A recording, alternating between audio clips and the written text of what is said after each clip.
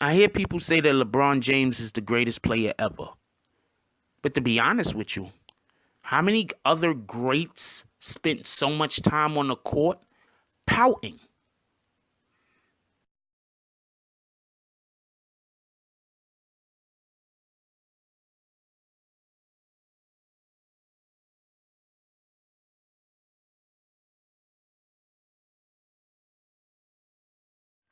BBN, Jack Frost, what's up, party people? Hey, look, man, the first thing I want to say is I'm not a LeBron hater. I have a couple of beefs with him. I really don't like how the media and his stands try to say that he's the greatest ever. I think, there's at least three or four players in the history of basketball who are better than him easily. Well, not easily, but just better than him.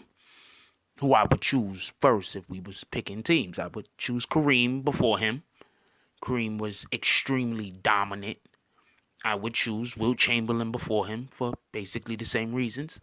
I would choose Michael Jordan before him for basically the same reasons. And another player I would choose before him, and it has less to do with overall skill and more to do with winning. And no, it's not Bill Russell, who arguably a person would choose before him, but it would be Larry Bird. I would just choose these guys before LeBron James. There's a couple of different reasons, but I'm just going to point out the most glaring reason why LeBron James is arguably the greatest player of this era. Arguably. I mean, that depends on which era you're going to put Kobe in, to be honest with you. He's not better than Kobe. But he does something that, in my opinion, hurts his team. Okay, let's just be perfectly honest. The Cleveland Cavaliers had to have known going into this finals that they would be behind the eight ball. That they just had a very slim chance of winning this particular finals. And no, it's not because Golden State is the greatest super team ever. You could the Lakers of the 80s, the Celtics of the 80s. Freaking the 86 Celtics might sweep this team, to be honest with you. Anybody that knows anything about basketball. The 86 Celtics might sweep this team, and the 92 Bulls might also sweep this team. So, no, this is not the greatest super team ever. Not by a long shot. You understand what I'm saying? By a long shot, they're not. The 83 76ers might also sweep these Golden State Warriors. Who they have? Moses Malone, Maurice Cheeks, and when he was Maurice Cheeks, Dr. J. They would sweep these guys. You understand? Anyway, point being, LeBron James does this thing where he loves to complain to the refs while the ball is going the other way and his team has to transition to defense. Do the refs make bad calls? Absolutely. They make a ton of them. Don't get it confused. But this type of behavior, one, is childish, and two, it's selfish. Think about when you're having a conversation with someone, right? You're having a conversation with them. They have a point, you have a point. Your points are contrasted. You don't agree with each other. For whatever the case might be. Maybe you want to be a douchebag and just argue with the individual because you don't like them for whatever your reasons might be, which is childish and immature in its own self to argue with someone just because you don't particularly like them. Anyway, point being, when this individual starts yelling and screaming for no reason apparent, that yelling and screaming isn't a sign of power. That yelling and screaming is a sign of weakness. Do you understand? A sign of weakness. So when LeBron James doesn't get a call and his team has to transition to defense and he spends 3-4 seconds of the clock yelling at the ref who he thinks missed the call, who might have actually missed the call. Don't get this confused. That is not a sign of strength. That's a sign of weakness. Now, are there reasons to yell and scream? Absolutely. Don't get this confused. I'm not trying to say every single time somebody raises their voice in anger or frustration that they're being weak. I'm not saying that at all. But what I'm saying is, it's about context. You're not giving me what I want, so I'm going to cry. You understand? It's a base instinct that babies have. You're not agreeing to me, I'm going to cry about it. You're going to keep talking to me about something that I don't necessarily want to talk about because I don't have the requisite skills to actually get my point across. I'm going to cry about it. You're going to not call a foul on me, for me, pardon me. That might or might not have happened. I'm going to cry about it. Now, with that being said, these refs are not that good. They're making a lot of bad calls, but, or should I say, making a lot of bad calls and not making some calls they should make. Let's get this clear. But this is nowhere near the worst officiating I've seen. I watched basketball in the 90s. The officiating in the 90s was just as bad, if not worse. The problem here is you have people complaining about the refs that don't know how to.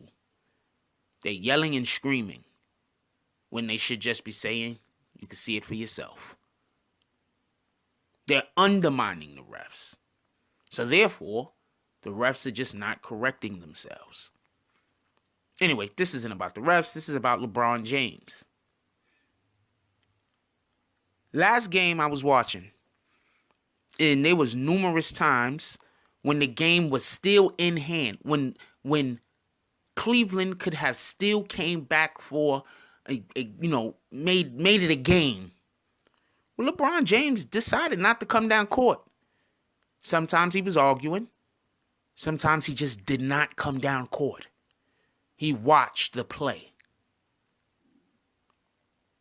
Now, he doesn't have the better team. The better team is obviously the Golden State Warriors. But my point is, for all of you LeBron stans, swear up and down he's better than Michael Jordan. Swear up and down he's better than Kobe Bryant. Swear up and down that no player in the history of basketball has ever been as dominant as him. Shaq, way more dominant. Wilt Chamberlain, way more dominant. Not even close. Magic Johnson, as skilled, if not more skilled. Definitely more skilled at passing. See, this is the problem when you try to put LeBron James up against a lot of these great players.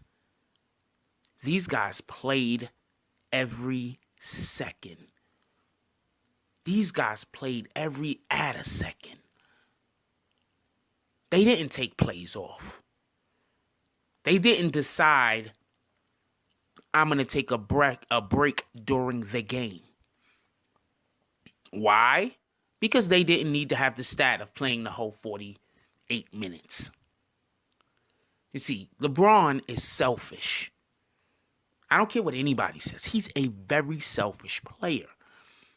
But we're in an era of selfish players.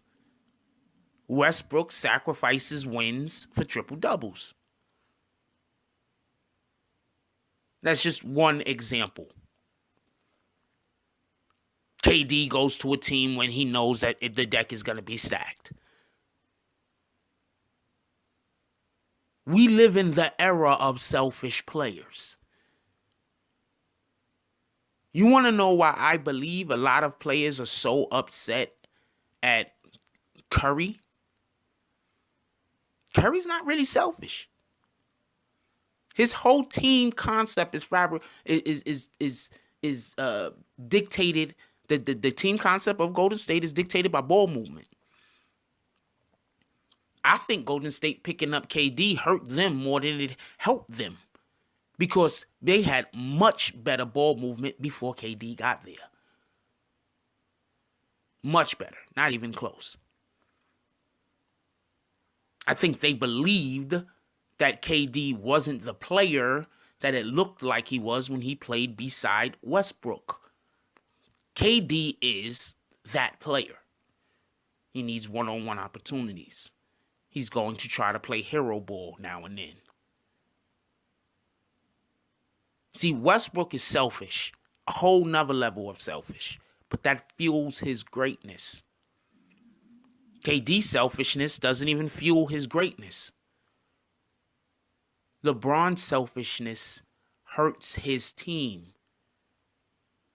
Westbrook's selfishness also, but LeBron's selfishness hurts his team. He'd rather complain to the refs than get back on defense.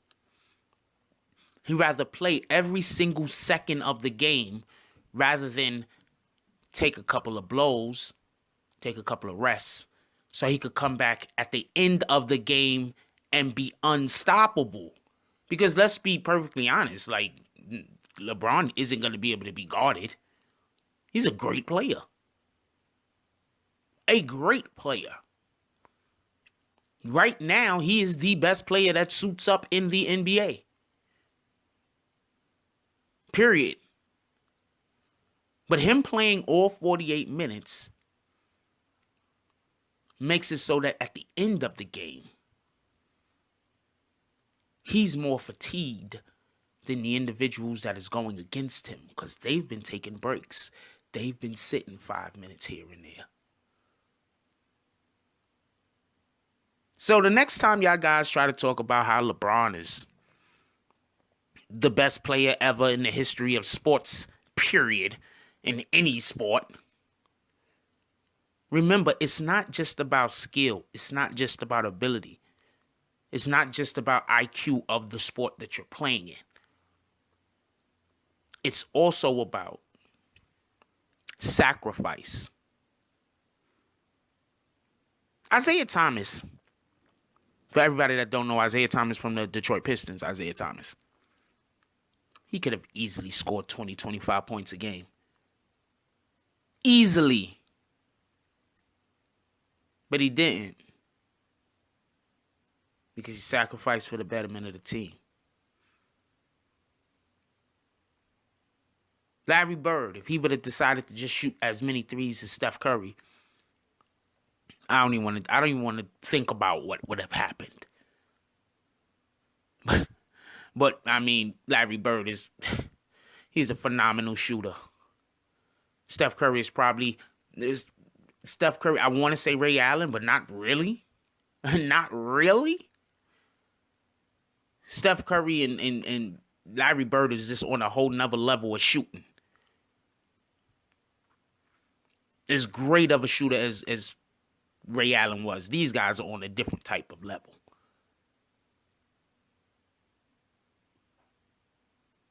So, when you have these games where the Cavaliers lose because they're obviously the weaker team, and you don't get much out of the surrounding supporting cast of the Cleveland Cavaliers, remember this. Michael Jordan only had one All-Star on his team for a long time. 2, if you want to add Grant, who wasn't really a scorer. When he was dominating the league, he only had one guy next to him that can really score, Scottie Pippen. The other guys, he made them better. So when we go into these finals and people are complaining, oh man, LeBron don't got enough help. Remember that. What kind of numbers was Kerr putting up on different teams? Hodges, when he left the Bulls, I don't even think he played for another team. He was out of the league. Now name me some other players that was on the Bulls.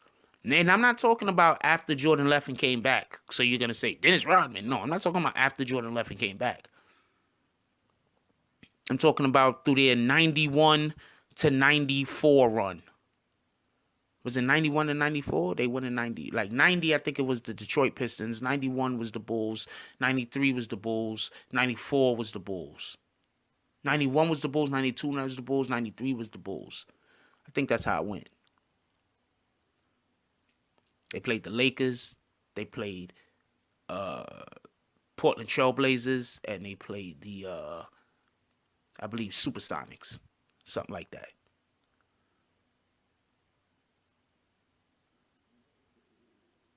Jordan made players better around him. Larry Bird made players better around him.